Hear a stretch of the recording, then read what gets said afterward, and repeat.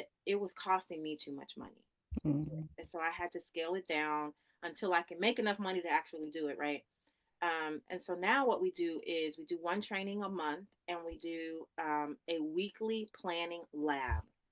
So literally, you log on. I have a featured resource that I share with you. Like I'm looking at one of them right now. I featured a resource about physics, and I talk to them about it. Something that I love about this one, and then we work. We just are like we're gonna plan our week. We make copies. We sit down and write through what devotionals are we going to do this week. Okay, now what math lessons need to get completed by the end of the week. Okay, and we just sit and we plan because we know we need the accountability of planning our week. Otherwise, we're frazzled and we don't know what we're doing, and we're trying to make the plan while the kid is sitting there waiting on something to do, which can be stressful. So that's what my homeschool mentor is. We do a lot of conversations, we do panel discussions, we do Q and A's, um, and then we'll do the summit in June. I think we're going to do it in person this year here in Georgia, but Mm. it'll be hybrid, so people can still kind of see it online. But that's what it is. I mean, I just want to help people to homeschool. I don't care if you use Classical Conversations. I don't care if you use Me Academy. I don't care if you use Khan Academy. I don't care what you use. I just want you to know that you can homeschool because I've watched so many people not know another option and let their children be bullied, be, taught things that go against their personal family values. I've watched families have to lose income because they've had to go up to the school so much because they're not doing the IEP process correctly. Like I've just seen so many things, and I'm so proud of moms when they say, you know what, I'm taking my child out of this toxic environment and I'm going to figure something else out. I'm just so proud of them because that is so hard and it takes so much courage and faith. And so I'm like, what can I do to help them to actually do this so that they don't give up and put their kids back in this toxic environment, which I do see. They're so afraid that their children are not going to get academically educated that they're willing to sacrifice their social education for some semblance of an academic application education that's actually made up. Like the entire system is just it's just kind of a I don't mean to say that it's bad or that I don't mean it in a negative way, but I mean like it's just one option of education. And there are so many other options, but we have been so inundated with this propaganda that this is the way to educate a child, and they must all in fifth grade be able to do this, and they must all in sixth grade be able to do this. And we believe it. We believe it. Even as homeschoolers, we get kind of like, oh, my kid has to take the standardized test. I want to make sure they know these things, right? We still get caught up in that guide, that rubric, right? But I just want more and more of us to get free of that and to see that our kids can be educated differently, maybe even better, and not just running from something, but running towards something. And so Right. that's how my homeschool mentor got birthed. It's actually under an umbrella business that I started called This Stained Glass Life, where we do like, because we all play so many roles in life, right? We're moms, we're sisters, we're daughters, we're home educators, we're employees or entrepreneurs or wives or worship leaders, Bible study leaders, all these different things that we do. And homeschooling really is a big part of that, but it's just one thing, right? And so just trying to find harmony, we're no longer trying to balance it. We're just trying to find harmony in it, right? Because you can't balance it. You can't. It's something's got to be up, something's got to be down. But how do we find the harmony in that? That's part of my homeschool mentor. Is like, and my tagline is peaceful, excellent homeschool. You don't have to Mm. strive. You don't have to. You develop the discipline. You don't have to strive and be stressed, but you also don't have to sacrifice the excellence of your school.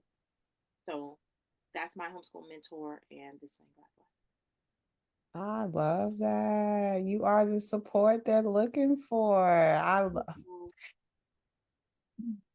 That's Sometimes it's as beautiful. simple as sometimes it's as simple as I have an appointment, right? Because we tend to not to keep appointments with ourselves. We will sacrifice everything that we want for ourselves and we'll do all the other things for all the other people. But if we have an appointment on the calendar, then suddenly it's real, right? Yes. So some of what I do is just say, "Hey, let's meet on Zoom And then you can get your work done, and you can tell your husband, your children, hey, I have a meeting at 8 p.m. on Sunday night.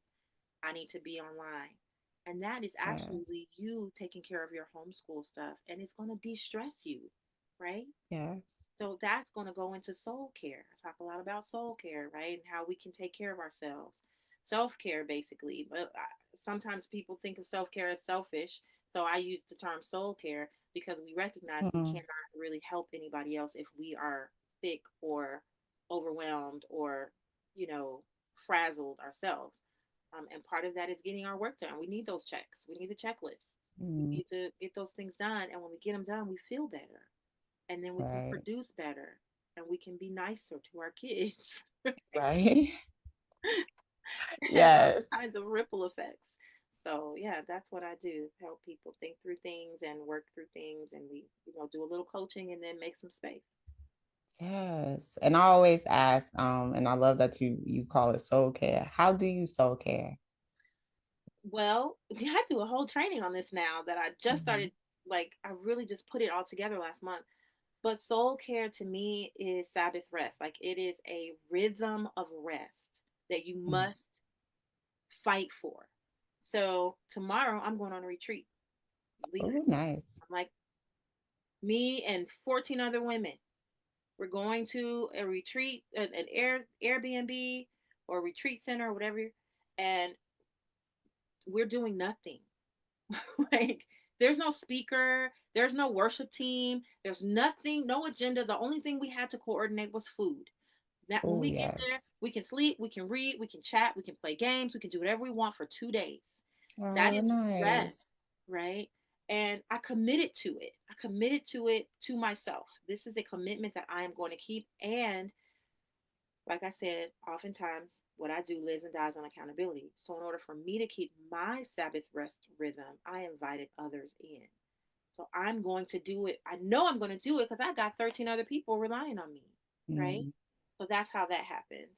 Um, I make sure I keep a retreat rhythm in my life. I make sure that I talk to my husband when I get overwhelmed. I have a Mm. small timeshare where if I need to, I can just pay $25 and go stay overnight somewhere. And if I don't, I have friends that I can be like, hey, you have an extra room in your house. Can I please come and just spend the night at your house and get away? Um, I I have one thing that I really like doing. I picked it. I like pedicures. Judge me, no judge me. I like professional pedicures. So I have a coach. She taught me that it's not about what I do; it's about who I am. That's the simplest way I can put it. So every month I think about who do I want to be this month? Like, what kind of person? And so it usually comes from what I'm struggling with at the time. So if I'm really struggling with impatience, or I'm frazzled, or I feel very unorganized, I might say to this month I'm really focusing on being an organized person. Like, what? So everything I think of is through the lens of what would an organized person do if they were in this situation? What would an organized person do? And that helps me to kind of act out the thing that I want to be like. And then when I do that, um, the reason I brought that up is when you think about who you want to be, then you do the things that a person like that would do, and then you reward yourself with the thing that you like, right? So when I want to be this person, and for if I do this, this, and this for 3 weeks, then on the fourth week I'll go and get a pedicure. And so I bribe myself to be the person that I want to be. And when I tell you the growth that has come from that just in the past year, I'm calmer. My kids notice it. My husband notices it. I'm cleaner, right? My house is getting clean. The clutter is going away. Things are happening. It's not perfect. It's not nowhere anywhere near perfect, but the growth that's happening in me, not only do my children and my husband see it, it's also impacting my children. So my Mm. quick story, my son came to me and he said, Mom, the house is so clean. My room is, so we had just spent the whole weekend cleaning. My room is so clean. Can you set an alarm for me to clean it for 15 minutes every day, because I don't want to let it get back to what it was. Because he Mm. saw me setting alarms and cleaning for, okay, guys, I got my 15 minutes. I got to do this. I just got to do this one corner for 15 minutes. He saw me doing things like that. So then when he saw how he loved his room being clean, he incorporated what he saw me incorporating so that he could learn to keep his room clean. So Yes. that soul care is spilling over into my homeschool, right? And into my children, in ways that I really didn't plan, but it makes sense, right? It makes sense because we're with our kids so much. Who we are really is what they see in